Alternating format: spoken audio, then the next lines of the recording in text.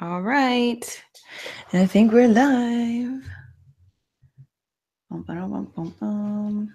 Testing, test. Can you test? Test. Let's see. Yep.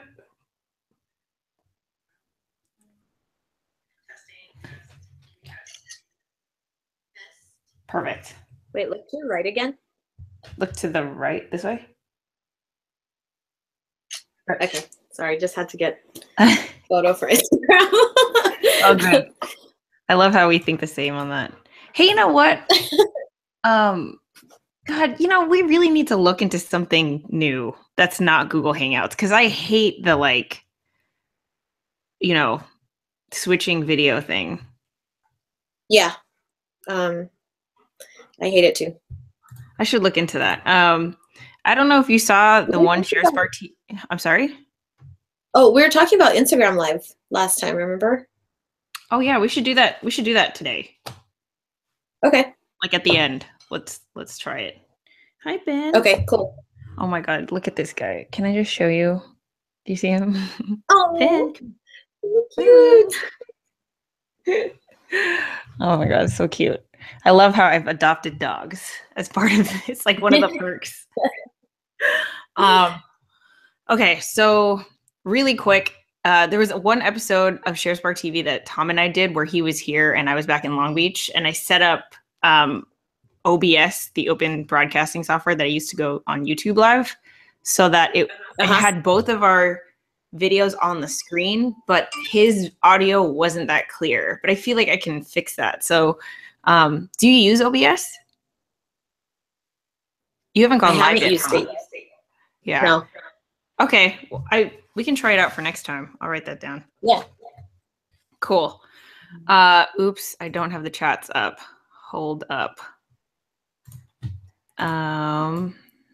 Here we go. Boom, boom, boom. Okay. So what's up, man? Try it out for next time. I don't know. Stuff. Well, let me see. Sorry, I'm trying to get my notes ready for when we start talking. But I don't know. Always something, you know. I didn't get to catch your entire live stream for Heather's happy hour yesterday, so I only got to catch a few things. But let's see. Oh, you know what I did do? I posted first Good Bad Foodie video in a really long time, and it felt really good to put it up. And I feel like I ended up, all in all, it took probably just a couple hours to edit. So I was really proud of myself. Part of it was because I gave myself a deadline, and I was kind of having technical difficulties, which I want to talk to you about, just for those people that are thinking about doing what I did, and it completely messed me up and delayed my video from going up. But so I did a top-down view and then a secondary view with the camera facing me. So I was kind of going back and forth, which I actually liked, instead of it just being top-down. Yeah. Do you have feedback? I need to mute something, I think. I don't. What is going on? I hear myself twice. Do you think it's because of my mic? I think it's my mic is picking up you or my own speaker, which is weird. That's never been a problem. How about now? Is that better? Oh yeah, it's gone. Okay, it's my mic. No, it's not.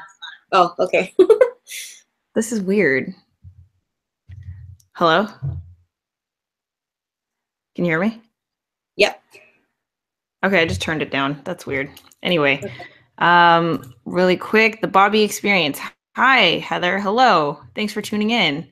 Awesome. Man, I am seriously not feeling this. I'm sorry, Carissa. Next week for sure, because I just like opened up the YouTube, like the actual video of us, and it's just like switching back and forth between us so much. But we'll fix that for next time. Okay, so check this out. I got a new notebook. And I'm going to actually write down your goals and my goals so that, oh yes, yeah, like for real. Okay. So if we go next week, we do a stream and you don't see this, you just be like, eh. okay. Like, I got it. It's happening. Okay. So before we end, we're going to go, Chris and I are going to do a test of Instagram's new feature where multiple accounts can go live at the same time. So if you're tuned in right now and you want to check that out, go follow us on Instagram. For me, it's HeatherJustCreate. For Krissa, it's justkissa, JUSTKISSA. I believe her links are in the description underneath this video, but she can type it in the chats too. I can. Her account. So go follow us on Instagram because we'll do that and we'll let you guys know what we think. Definitely, if you are trying to build a brand or business or you're an entrepreneur, it's very, I think I could speak for both of us when I say that it's really in your advantage to be an early adopter of whatever social media feature comes out. If you could figure out how to use it for your business, then right away you're already setting yourself apart. You're doing something differently than the rest. So we can share our insights with you. And then also Krissa is going to tell me what she had problems with. So if you guys can learn from that, that'd be cool. Okay, so I'm on a super budget because I don't have a lot of money right now to spend on extra things. And so I've been using, I've actually been using my iPhone 7 Plus to record all my video. That's great. Which has been great. And I just found out that, I mean, I've been using it for all of my, you know, my personal YouTube videos that I did for Evernote and Todoist and all the ones that I've been doing it on my phone, and I've never had any issues until recently when I did the Good Bad Foodie video. I was having the hardest time sending my files from my phone to my laptop, and they're both Apple products, mind you. Through AirDrop? I tried through AirDrop. I tried plugging directly into my laptop. I tried Dropbox because I have like a terabyte of storage on Dropbox. And then I tried iCloud because I have iCloud too, and none of them would work. And that's so crazy. You know, for this, I actually cannot help you because I'm trying to figure out what the pattern is, but I've had that problem too, where AirDrop just will not detect for some reason, either on the phone or on the laptop. And when that didn't work, I did the same thing you did. I tried like emailing this stuff to myself, but the files were too big. So I tried Dropbox. I tried iCloud because I have storage there too. And like, I couldn't figure it out. I restarted. I don't even know how I don't know. I think I just tried the next day, but I don't know what the pattern is. I don't know like what causes that. And I don't even, you know, because of that, I don't know what the fix is. So if you guys have that issue where, you know, you don't show up, like one of your devices, if you're on Apple, doesn't show up in AirDrop and you have this problem, you know how to fix it, it would be much appreciated. Yeah. So the weird thing for me is like it would detect my device sometimes, and when I would tap on my MacBook, for example, my MacBook Pro, it would try to start sending the file, but then it would do what it says converting underneath. It would say waiting at first for a long ass time, and then suddenly it'll start to try and convert the file. So I couldn't figure out what that was. This is something that I have seen, but I didn't look into it, but I've seen it, is that it's with the iPhone 7 that files have to convert. I haven't looked into it. I think I saw some stuff on Twitter or something. But maybe because I was complaining. I was bitching and complaining about it. So it might have been me because I was on Twitter like, why Apple? Why are you doing this to me? Oh, maybe it was you. Oh, that's so funny. Oh, Alexa thinks I'm talking to her. Sorry. Sorry, I don't know that. Yeah, sorry, dude. I can't even remember. I think I have an iPhone 7. Oh, I think so. I can't remember, but my so I couldn't take it anymore because I told myself I was going to load the video on Friday, and it was Friday at 6 p.m. and I only scrubbed through half of my footage. And so I was like, screw this, I'm going to the Apple store, I'm going to ask them why. So I went to the Apple store and I asked them, and he said, I can't be 100% certain, but he said that he has the feeling that if the video becomes too long, like after a certain amount of time, the file size becomes too big, and so it has to convert it to something to make it smaller. Yes. So he was like, I'm not 100% certain that's the case, because he was looking at my videos, and most of them are like 30, 35, 45 minutes. And he said that, you know, obviously, most people will be doing at the most 10-minute videos on their phones. So you're a unique situation. And so, yeah, just as a word of wisdom to those people that are thinking about using their phone to vlog or do any kind of video, anything, make sure you cut those videos to shorter lengths and just, you know, it's generally a good idea to do that, like whether you're using a phone or a camera. Even with my, like for my DSLR, it automatically cuts off at 12 minutes. nice. Yeah, and I think that's because it starts to overheat, even with my tiny camera.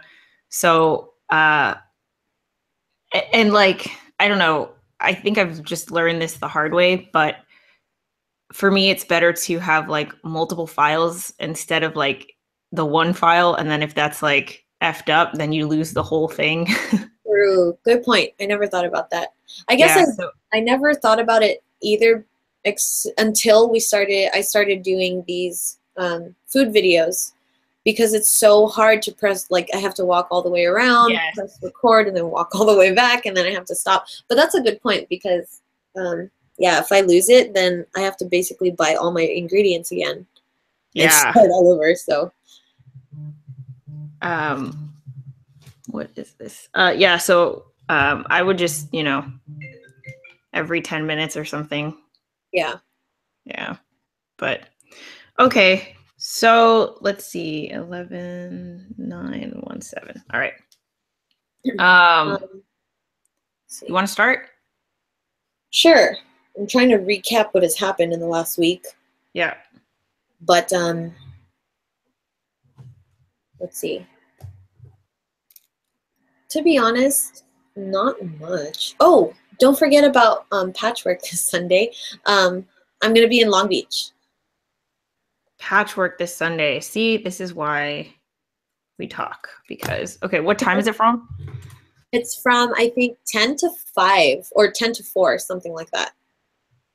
Okay, that's perfect, because I am actually going to be home. Patchwork. Okay, do you want to talk about what it is? Yeah, so patchwork is what people in our like handmade industry call a craft fair. So there's a few in and around the LA area. There's a lot throughout like the United States. And basically they bring a bunch of artisans together, whether you sell greeting cards or you sell art prints, t-shirts, I don't know, soap, candles, all kinds of stuff.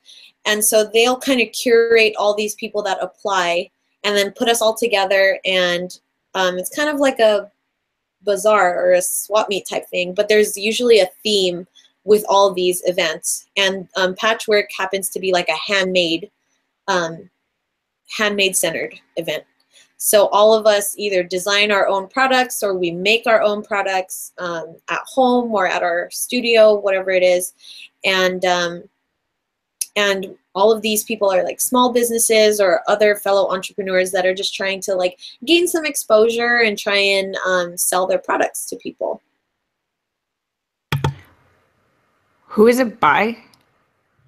It is by a group called Dear Handmade Life. Perfect. Okay, I just found the Facebook event. I'll share it on my page. Yeah, Do you have a Facebook page for Creative Cartel? I do. Yep. Oh, It's perfect. Okay. cartel.co. Okay. Awesome. So what are you doing in preparation for that? Here's a flyer.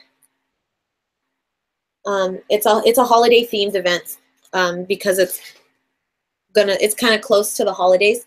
But I was just gonna tell you, to be honest, I usually do more prep.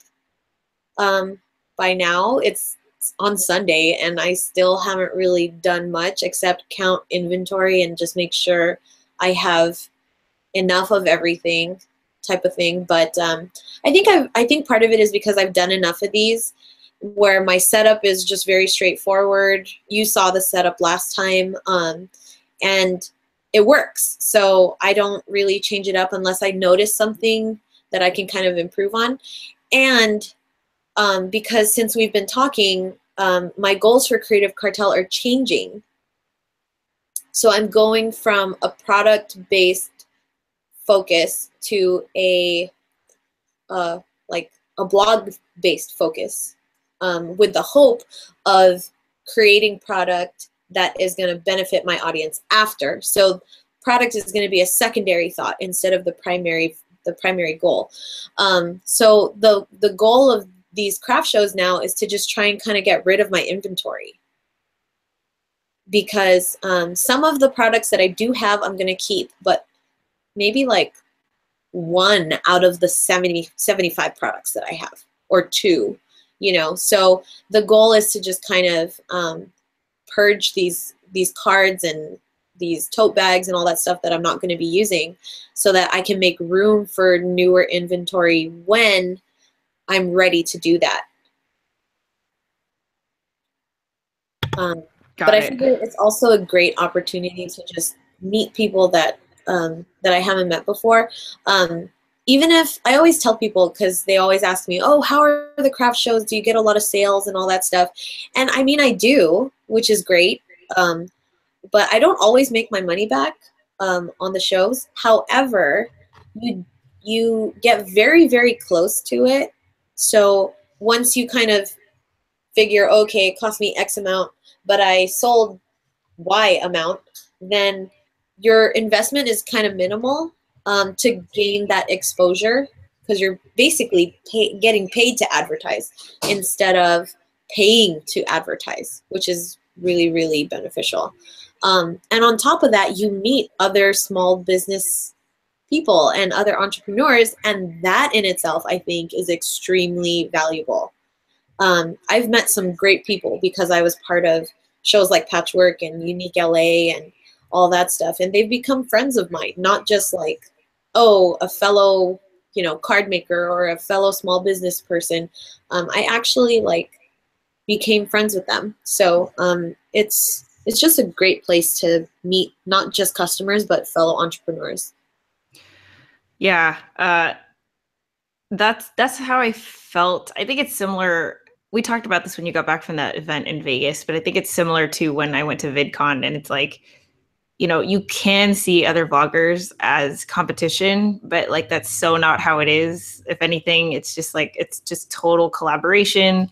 It's energizing and inspiring to be around and talk to and connect with other vloggers, and just to, you know, even it's kind of like you, like everyone's a card maker, but you're making completely different types of cards. So like with vlogs, everyone has a camera, but we're making all different types of content.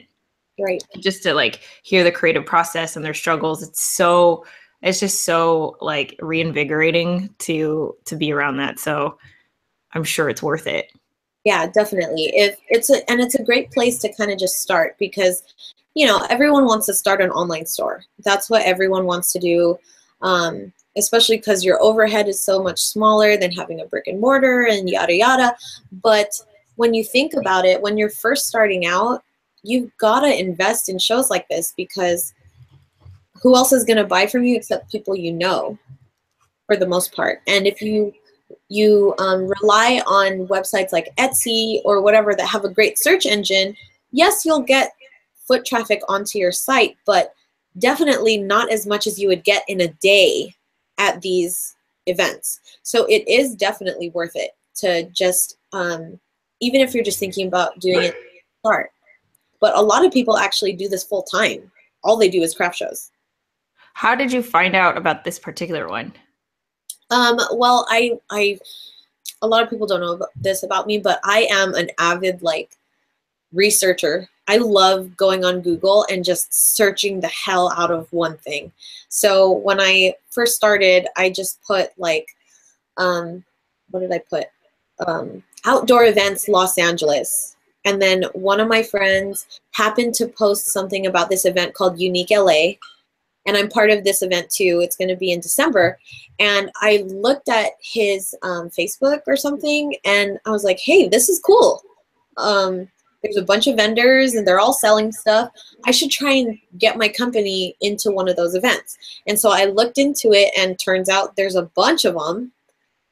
You just need to know where to look. So I just Googled outdoor events Los Angeles, or craft fair Los Angeles, and I just started writing down all of the names of all of these events that go on in LA.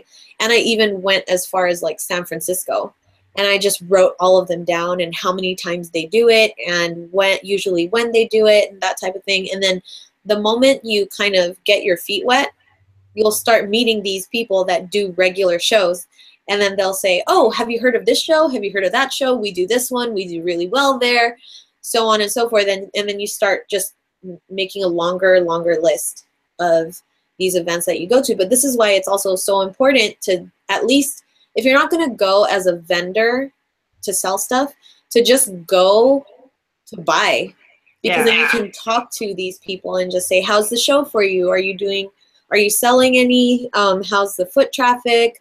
Do you know of any other shows? And then you can start building from there. And I think that's really important.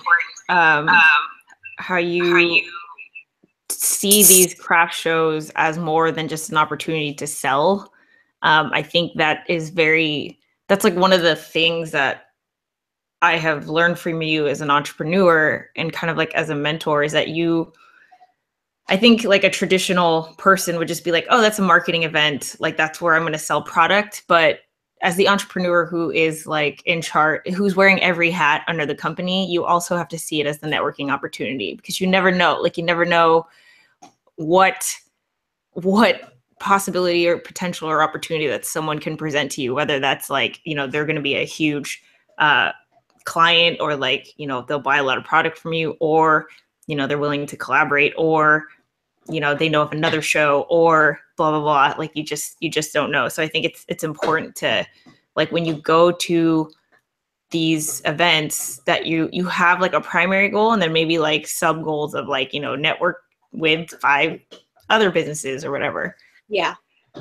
I was going to say too, that just kind of reminds me of what I did catch of your happy hour yesterday about your live stream. And I've always been a firm believer of not viewing people as my competition, because I'm a big believer of, I guess it's that millennial kind of state of mind where individuality is so important. And like you said, just because I make cards and she makes cards doesn't mean we're in competition with each other, because we each have something different to offer compared to the other. So there's nothing wrong with someone buying from her versus buying from me.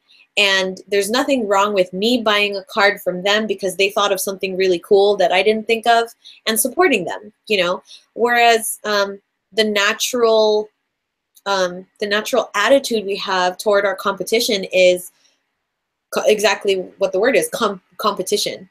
And it doesn't have to be a negative thing.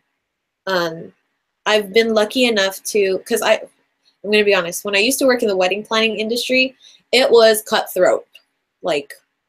Ugh.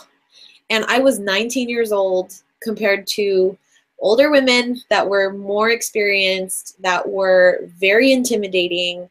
And it was a cutthroat industry. It was very hard to find other wedding planners that wanted to talk shop and just wanted to help each other and support each other. It was really hard. I think a big part of that is because that specific industry, there's so much expectation already.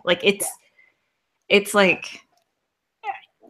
it's hard. There's like no freedom. I feel like everyone already knows what they want, kind of thing. Right. I don't know. And I don't know, like I said, I don't know if it's a generational thing or what, but I honestly thought that, well, my style of wedding planning isn't going to be the same as yours, and my personality is definitely nothing like yours. So especially in a service-based business, people are just going to gravitate toward who they feel most comfortable with. And so if that's you, then they should hire you. But if that's me, then what's wrong with hiring me, you know? And when I moved out of that industry and I moved into a different one, I saw that there is that possibility of people appreciating what you do that are in your field. There's none of this cutthroat, like fight for clients type of attitude. There's more than enough for everyone. And so just take your pick, like whoever you connect with the most, or whoever has product that you can personally use, buy from them. And that's before, where it was like, I remember someone said, and I forgot like what industry it was, but someone said everyone is a victim. And I really don't like, I like that just put a sour taste in my mouth. And I'm like, so turned off by that. Yeah. Yeah. Immediately I was like, no, not really, you know? And when you start to, like, that just makes me think, okay, you think that every single person in the world is going to like what you have to offer. And that is definitely not the case, you know? Yeah, and I think, like, I mean, you're referring to it as like a millennial mindset. I'm not sure what it is, but because I'm digital media, to me, it's like where that traditional mindset comes from is, you know, your only customers are brick and mortar, or like, Jesus Christ, or are like, you know, people that you know in real life, and like people that you can physically like connect with in person. But when like, especially if you can build an audience for your brand online, like, you know, could you stop, please? They remind me of my dogs. They fight like that, just randomly out of nowhere. Yeah, so like, what the hell is that? You know, it's just, I can't get by that. And I feel like, you know, I'm all about positivity. So for me to just approach everyone as if like they're already in the negative, you know, like I view you as competition before I even talk to you, I can't do that. Like, that's just not me. That's how, I think I also kind of, I don't mean to, but I do it just naturally, I guess. I have this sense of, or I feel like the millennial mindset is more collaborative versus competing. Just because when I went into Ninong's, for example, there were bigger Filipino companies that maybe started hearing about us and would go in and kind of secret shop. They would not let us know who they were. They wouldn't tell us, you know, where they were coming from until the end, right before they were about to leave. And they say, oh, you know, I'm an executive from so-and-so, and we heard about you and we wanted to try your food. And it was pretty good, you know. And then yet there would be people that we follow on Instagram, and we have conversations with other Filipino bakeries, other Filipino restaurants, other local LA restaurants that are not Filipino, and they'll come in and be like, oh, I saw you guys on Instagram, I follow you guys, I work at or I own this place. And we immediately are like, oh, hi, welcome. Like, you're more than, you know, come sit down. Thank you so much for coming by. And there's more of this appreciation of what we do compared to this, hey, it's okay. Yeah, it's like an appreciation and like a mutual respect. Yeah. Of like, you know, I get it. Like, you know, I appreciate what you do. We're both passionate about the same thing. Yeah. Like, I can't get by that. I don't understand it. And that's one of the reasons why I love talking to you, because like we see the same way on that. Yeah.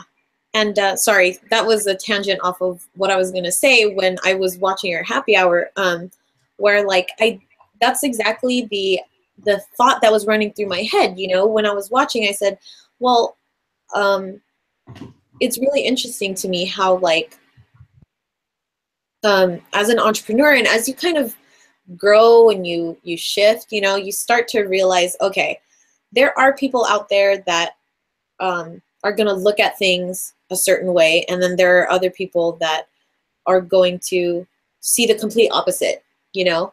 And whether you agree or disagree, both points aren't necessarily valid, but both points are important to see. And then you kind of weigh each option and you're like, this is more me, or this is not so much me, you know? And you can kind of pick and choose what you think is the right combination for you. But it made me think about that, because I think what part made you think about that? I can't remember. It was toward the beginning, because that's all I really caught. But I think it was just something that you said. It was just like one statement. And it just made me think, like, yes and no. You know, like, I agree and disagree, but it's a valid point, and it's important to realize that, like, I know you were talking about money in the beginning, and maybe it was like what I said in the stream, which was money is a necessity, you know, and this is something I've always told you about. I asked you what your financial plan was, you know, but at the same time, there's a fine line between doing stuff for free and having non-monetary value with it and seeing the dollars. Like, there's a fine line that you have to walk. And I think once you find that good balance, that's when you start to see more opportunities happening. And that's why, I guess that's why I brought it up with patchwork, because with craft shows like this, there have been so many opportunities that I've had and more knowledge that I've gained by doing these events, whether or not I make a profit. To be honest, 90% of the time I do make a profit, even if it's a little bit. I more than break even. But, you know, when I don't, like you said, I do have to look at it as a learning opportunity, a networking opportunity, and all of that. But I have to know, and this is where the balance comes in, I have to know what I have to do next time to push myself over the top. You know, what do I have to do? Set a sales goal, maybe make my pricing more competitive. Like, you've got to find the balance between the two so that it's successful all around. But you can't just expect that you're only going in there for money. You've got to remember that giving is going to come back tenfold, you know? And I've always been a firm believer of, like, sharing as much as you can. There's no secrets with me. It's always been that way. Same here. I mean, heck, my entire channel is built on, like, full transparency. But we talk about finding this balance a lot. And if you're a newbie entrepreneur, I think, like, what I've noticed personally is if you want to get better at finding the balance, experience is nothing if you don't reflect on it. So, like, for example, Carissa going to these craft shows, like, clearly just even having this discussion on live with you guys is reflection, you know, just by nature. But, like, you could tell that she does reflect after each event, and then that way you're better prepared for the next one. And you know, it's important to recognize, like, what you've learned, because then that's how you get better at recognizing in the future. That's how you get better at finding the balance. So I just wanted to highlight that. Yeah. Yeah. And then last thing, excuse me, that I wanted to update you on is my podcast. Oh, so how is it? I almost forgot. I'm actually going to record it today. Nice. And it's going to go up on Sunday. So I'm thinking of doing weekly podcasts every Sunday afternoon, evening, and it'll be a different topic every week. So I kind of scripted out what I was going to kind of outlined. It's not really a script, but I kind of outlined what I'm going to be talking about. And I think I have a good, like a I don't know, a good grasp of what I want to accomplish with it. And so I'll just tell you what I'm going to be talking about. It's basically going to be to start, it'll be a step-by-step guide on how to start a business. So not just the ideas, but how to do it, you know, where to go to find the resources to, you know, do all of the things that you need to do to be a true viable business. And then kind of throw in a few like personal examples of why I ask these questions, why I try to find the answers to things, why I do my research, and all of that kind of go in there.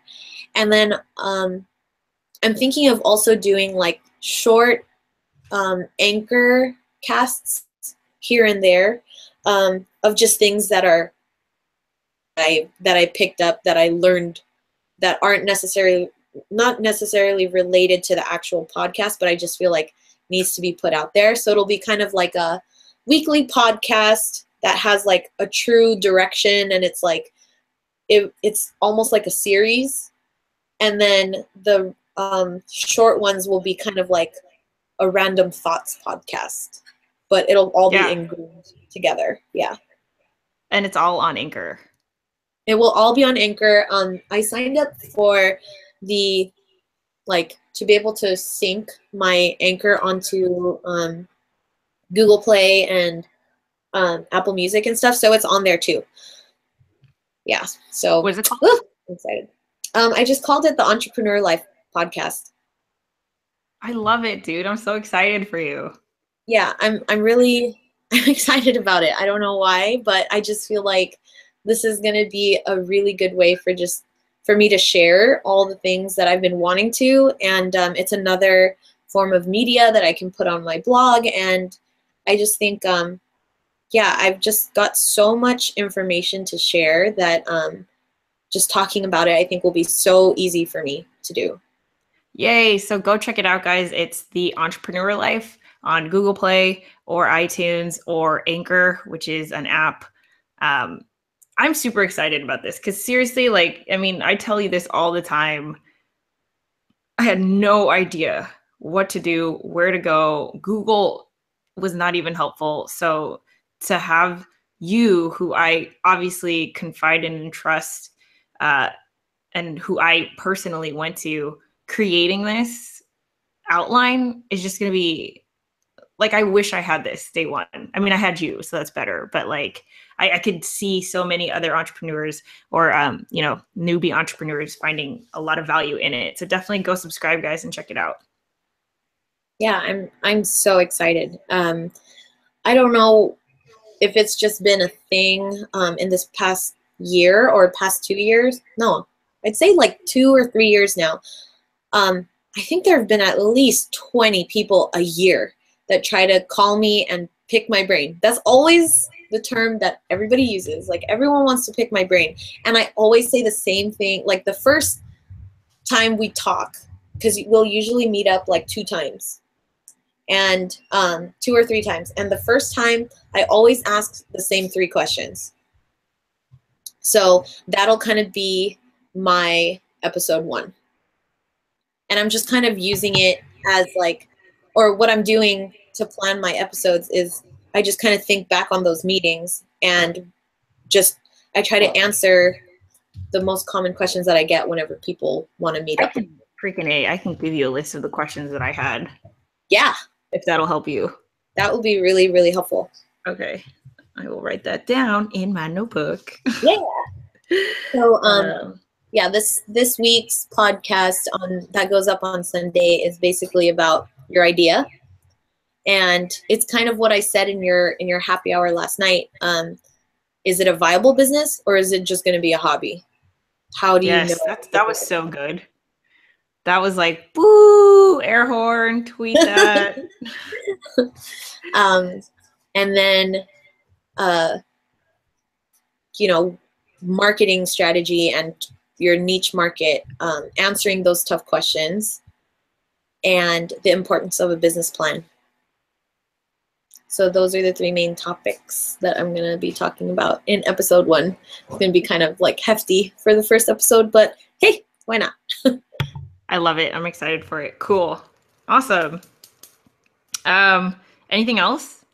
That's it really. Everything else is just kind of moving along in the background. We're still working on the new location at Inong's. We finally kind of got part 1 of the approvals from the building and health department. So we just have to do a few things that they requested, but they're minor updates, and I think we're going to be moving forward. My head is about to explode. So yeah, more checks to write, more. You know, I don't know if you'd be down for this, but I'd love to come and like do like a live stream there, like during construction. Yeah. I think that'd be cool because it's just such a concrete example of like, you know, you went from like wedding planner to now you're in the middle of like a completely, you know, restaurant being renovated.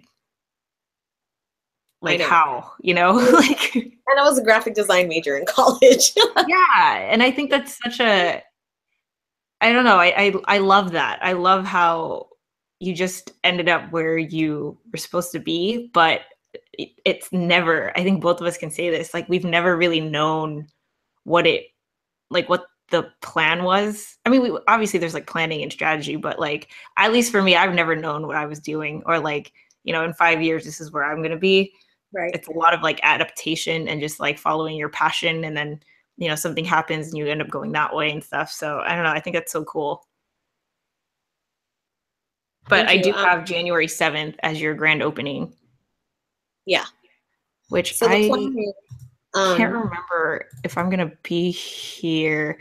Oh, it's James and Mark's bachelor party. Oh, so I don't think I could be there on that day. Okay. But like maybe the next weekend. When do you leave? Do you leave that Friday? Yeah, 5th, 6th, 7th. Because I was going to say, we're going to be doing a private menu tasting. Ooh. But it's Friday. Oh. Friday. So yeah, the next weekend. We're actually going to be doing a soft opening the week before. Oh, okay. If you wanted to go, you know, if you wanted to go, I could, since it'll be kind of slower, it might be good for you to go at that time. That's cool because Tom and I are going to go visit my parents and like probably stay for a night or two. Okay. So, cool. What day? Or just tell me offline so that like. Yeah, I was going to say, I'm not sure, but I have tentative days. Okay. Cool. But yeah, things are moving along. And we might even finish early, which is a miracle. I didn't think it was going to happen. That's crazy. But it all depends. It all depends. But so far, we are going to make it on time. We'll be done. Oh, that's so cool. I'm so happy to hear. Yeah. Yay, cool. Okay. That's pretty much it for me. Cool. Oh, okay. So for me, I don't remember what my goals are, which is why I'm doing this notebook thing. But I have it. Let me see. It was mostly Sharespark TV stuff, clips and stuff. Okay, cool. So for Sharespark TV, it's going well. I think I talked a lot about like seed planting.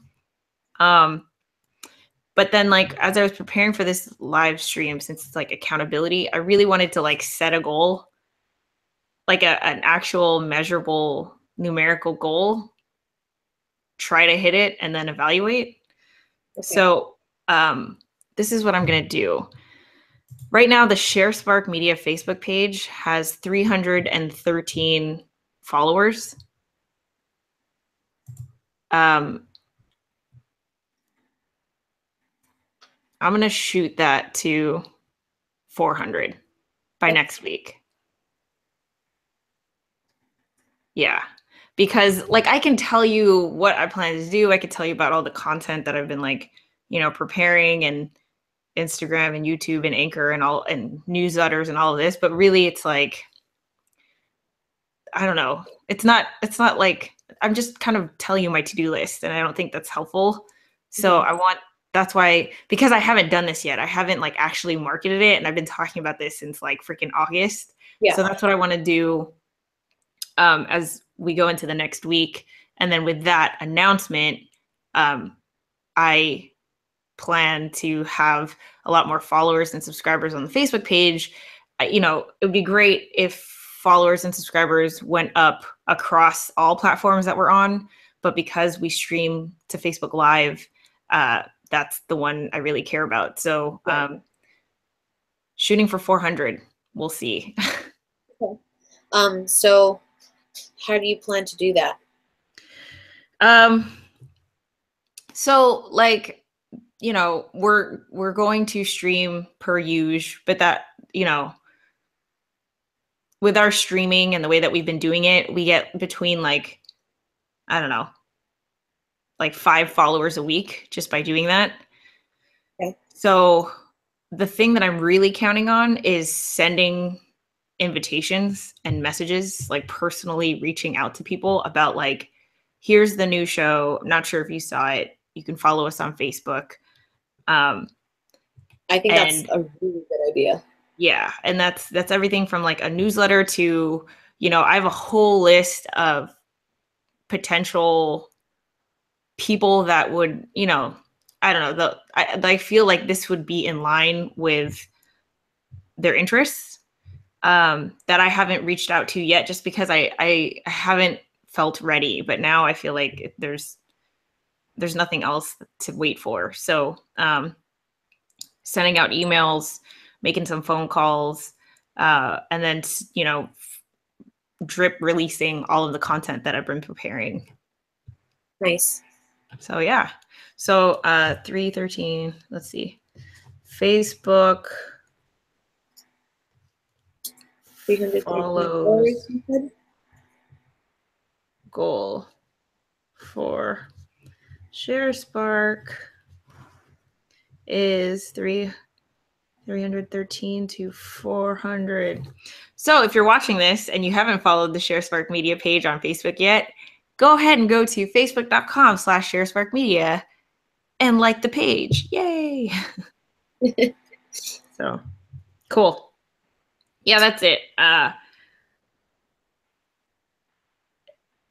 That's your main focus. That's it. Yeah, because I was gonna go into like my blog and stuff, but really, I mean, at this point, I've already mentally shifted. You know, how I was doing like 80-20 my vlog to Sharespark, and now it's just flipped. So I don't know. I'm okay with that. Yeah. This is what I want to do. There's a lot of vlog ideas I have, and I guess, okay, here's a goal. I want to hit 200 videos by the end of the year. Okay. I am at, what am I at? 175. 175. So I got to make 15 videos by January 1st. I think it's possible. 15. Wait, you're at 175? Yeah. So you have to make 25 videos. Yeah. Did I say 15? Sorry. Yeah. Yeah. I was like, wait. Hit. Yep. Okay. Plus 25. Okay. Got it. Okay. So for me, Yes. next week, let me see what I have going on here. Oh, actually, you know what I wanted to talk to you about too was your budget. How did your budgeting thing go? Really well. Good. Like, fantastic. I mean, you know, when it comes to these things, I always have this feeling of, oh, I should have done this forever ago, but whatever, it got done. And like, to me, I can't explain like how significant that process was, because it's something I've literally been dreading for a year and a half. And I've kind of started it. You know, you've sent me things, you've given me tips. Sid has done the same thing. I've tried apps, all of these things, but I haven't, and I'm not really sure what changed for me to be so like eager to do it this time and open to doing it. But man, I feel like my whole world is like, it was like a level up experience where like everything just changed. And it's just so nice. It's so nice to be able to like see like how much money I need to make every month. I don't know how I never knew that before. It's crazy, you know? And I don't know. I feel like the way that I've been doing it is just like, I have this kind of like idea in my head and I'm kind of guessing it adds up, but none of it was like to the dollar, you know, none of it was even like, it just wasn't something that was black and white and written. But this time it's like, okay, this is everything we wrote down. Mm-hmm. So these are, can you see this? Yeah. So this is everything I need to live, like as a person. Yeah. Everything from like rent, utilities, insurance, car, gas, food, all that. Mm-hmm. Does not include fun, does not include restaurants and bars and stuff, just like literally to wake up. And that was $2,200. Okay. 2,200. And then business expenses, which is basically a lot of like subscriptions. Yeah. Like, you know, Hootsuite, Teachable and all that. That's over here. Okay. And that came out to just $150 a month. Okay. So adding that all together, it came out to about $2,400 a month to basically do what I'm doing. Yeah. But we upped that to $3,000 a month to factor in for trying to get rid of my credit card debt. Yeah. And, you know, fun budget also. Yeah. So I can say for sure right now, I am not making $3,000 a month. Like even on average, because I have months where I'm like way past 3,000, and then there's months where like I'm at 1,000, you know. So, but even on average, I'm not hitting 3,000 yet. But I think I'm pretty close to like at least the 2,400. Yeah.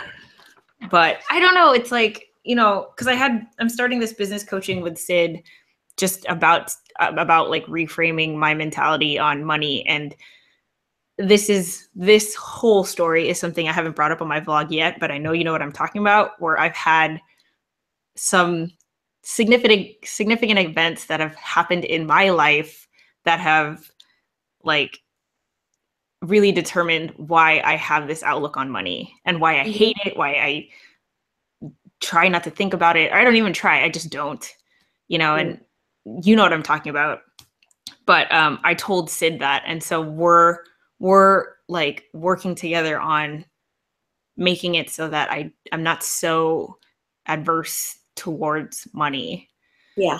And I think it needed to be, it couldn't, because you've tried this, like it couldn't have been like, Heather, make this, you know, it had to have been like a personal, like things just needed to click in my head, and like I needed to experience some things, and that was the only way it was going to work. Otherwise, I would have just done this, like dreading it. It wouldn't have stuck. I wouldn't have cared. It wouldn't have had the impact that it's had, you know? Yeah. So now that I know this, it's so crazy. Like everything is different. I'm just like, okay, I know exactly. Like my job is like, I've set it up where I could do all the money making in the first week and then I'm good. You know, and knowing that I just have to make $3,000, heck, I could Postmates and get that. Like, like it's just so nice now to know, like, if I get 3,000, not only will I be covered, but I'll be good. Yeah, it's just nice. I wanted to show you. I have the exact same thing on my phone in my Evernote, and it's basically. Let me see if I can find it. The exact same thing. But the thing that's very funny, I think, between you and me. Oh, wait, this isn't one. Here. Oh, nice. So that's for 2 people, mind you, because I now have a husband that is also my business partner. He doesn't have a regular paycheck. And before, I relied on his paycheck to kind of keep us afloat. And now it's like I'm really, for the first time as an entrepreneur, I'm on my own. Because when I started my first business, my parents were helping me.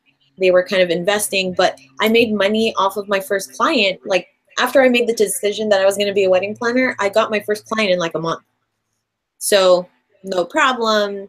And then Charlie was also very like supportive and really helpful, and like I made it work. And then this past year was the first time that, or I'm sorry, these last 2 years, we have relied solely on our business ventures to keep us afloat, you know? So we have been very, very tight. And it gives me, like, looking at that document gives me so much anxiety you don't even know. Because it's not a sigh of, it's like when I look at it, I'm so glad it gives you like some kind of relief and comfort, but for me, it gives me immense stress. Yeah. It's like the complete opposite. That's why I was hoping that I was able to like watch the whole thing, because I wanted to see your reaction at the end, because I knew that's exactly what you were going to do. I knew you were just going to spell it all out, and then I wanted to see like how are you going to react to it at the end.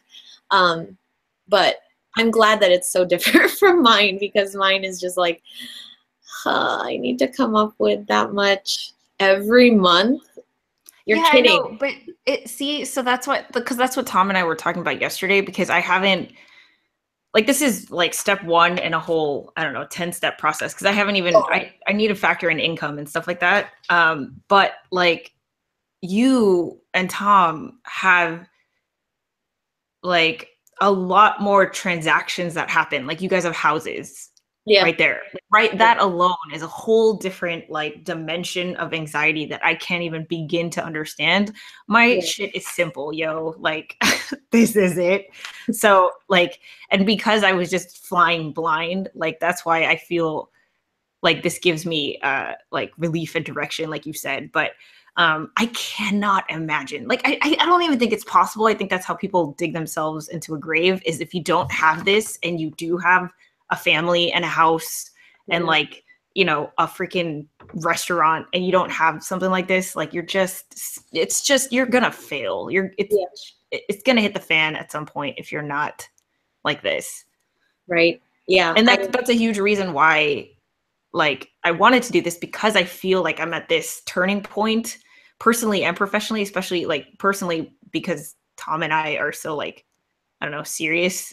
But even Sharespark, I feel like it's waiting for me to be like, okay, you can evolve now to the next level. And that can't happen unless I have a freaking budget and I know like what needs to get done, because just like gas gives life to a car, money gives life to the business. And I need to see it that way. Exactly. Yeah. Yeah. Considering everything that you've kind of gone through, I can see why you kind of react to it in that way. And you also kind of don't plan because of those reasons. You're just like, okay, I have this much. I have it right now. Let's just do it right now. You know, I can totally see that. Yeah, like, you know, my personality, my history, or like, especially just being like as impulsive as I am, and because I've been able to reframe like what makes me happy in the past year. Like, you know, I don't know if you caught this part, but like I only made $15,000 in like 7 months this year. Yeah. So like, or 8 months. Yeah, because I posted it in August. Like $15,000. Like that's freaking nothing, you know? Like, and the fact that I'm alive and happy is crazy. Like there's no way I could have done that like in my previous life, because it's just so much had to change for me to be okay with that. To share something, I don't think I've ever told this anyone publicly, but I don't even get paid from the restaurant. So that's to say something, you know. That's nuts, dude. It's just Charlie and my aunt that gets paid, and I don't get a paycheck there. Yet I work more than part-time, less than full-time there. And obviously I'm a business owner, but I don't get paid from that business. My income comes from other things. So That's crazy, dude. yeah, it's one of those things where you start to realize, like, okay, if I need to make this much, then my business needs to make that much, because this is what's going to require my business to stay afloat. And it's like, we talk about about our businesses like it's our baby. And of course, your natural instinct is to let the baby flourish before you. And so when you think about it, the wise thing to do is to put the money into the business first before you start paying yourself. And so this budget is the first step into knowing how much your business needs to make so that you can keep flourishing.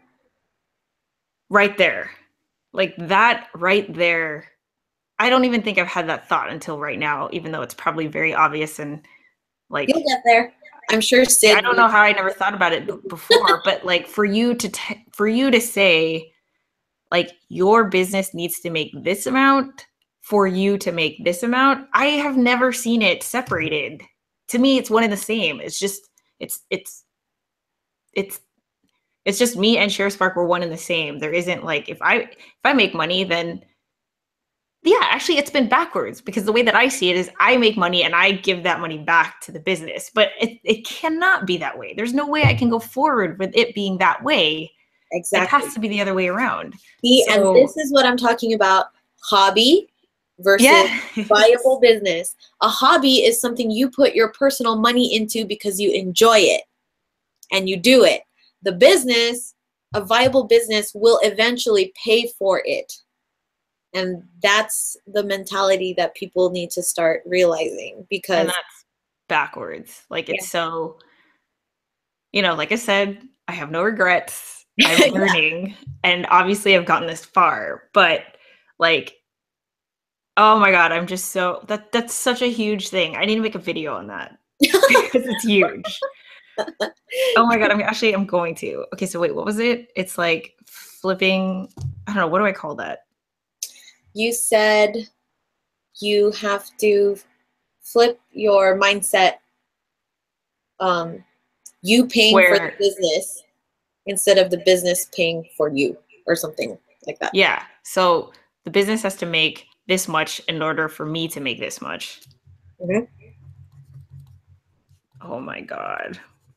And this is something that, to be honest with you, this is something that I never learned about. I didn't do either, because like you said, when you're a one-person operation, you don't think about that.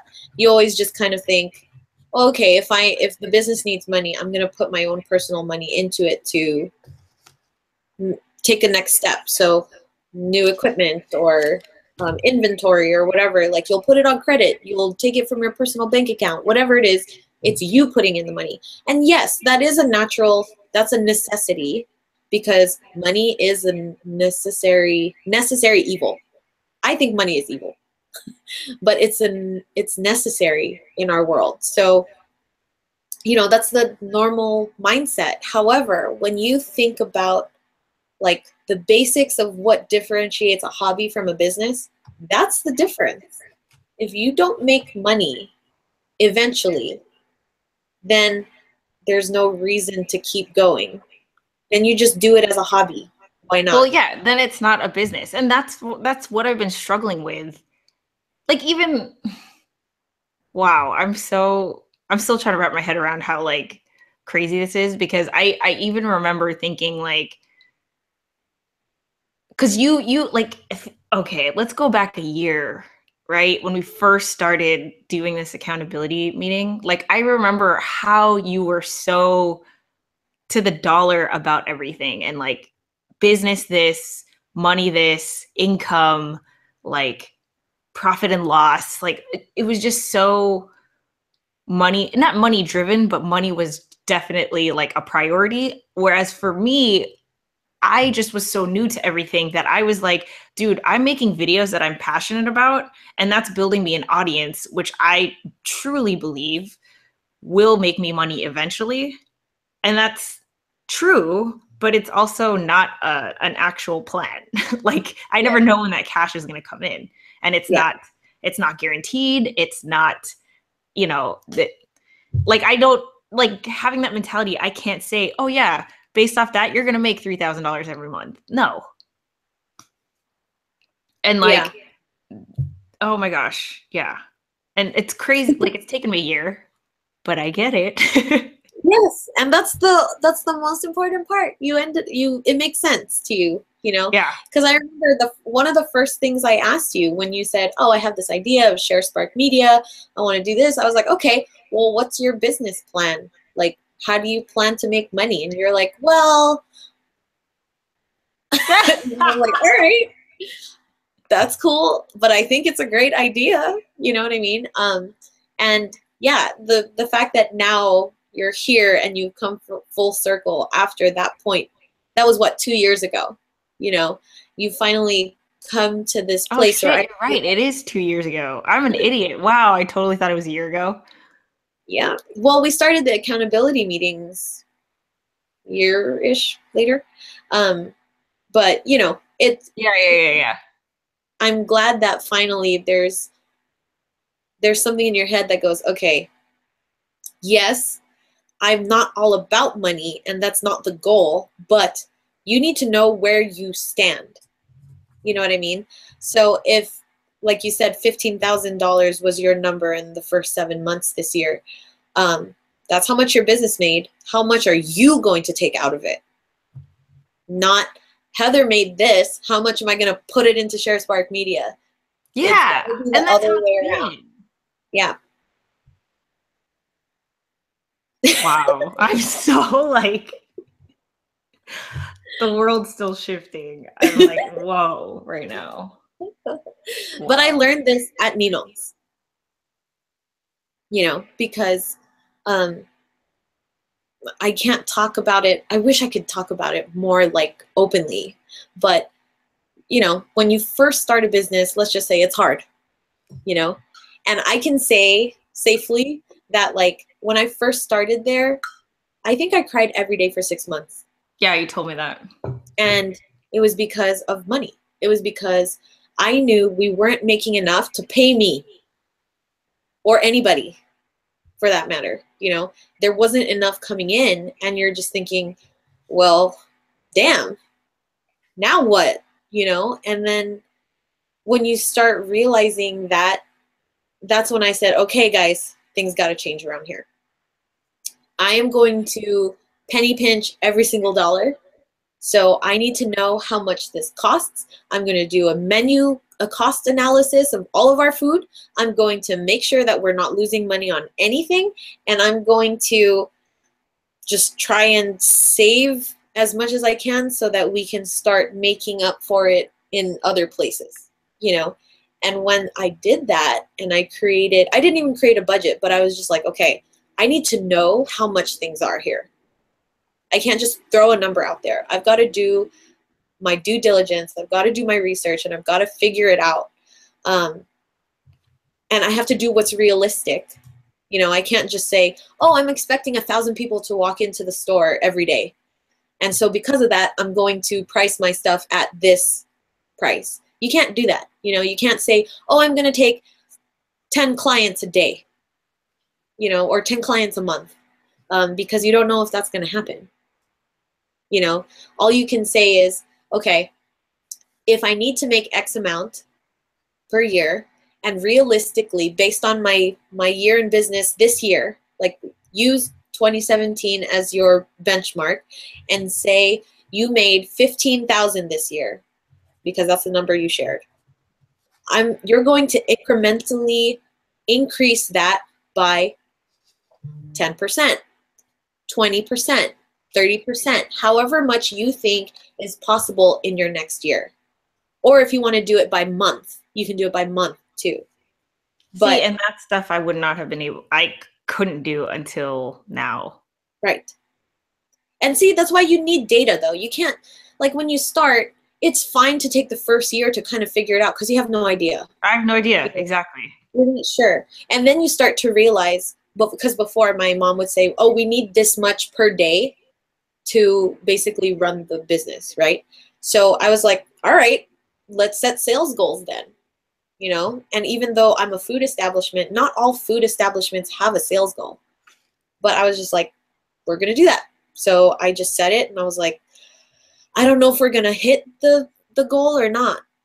I'm just going to put it out there, and it's kind of like you put it out into the universe and eventually, hopefully it'll happen.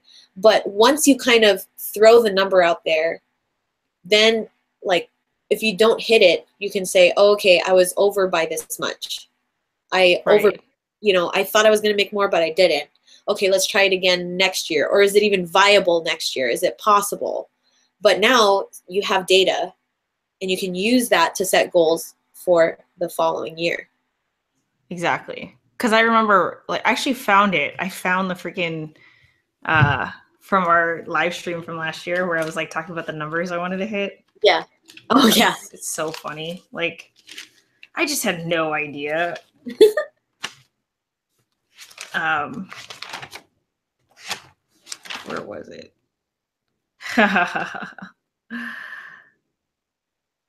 I mean, it was definitely like at least 1 million subscribers. Yeah, I remember that. Yeah. I'm so funny. But, you know, like you said, I didn't know. I had nothing else to go off of. So, but I'm excited. I'm so excited. And like, I have to thank you for being such a huge part in me, like, you know, coming full circle and like realizing this, just because I'm so freaking excited. Good. You know? Yeah.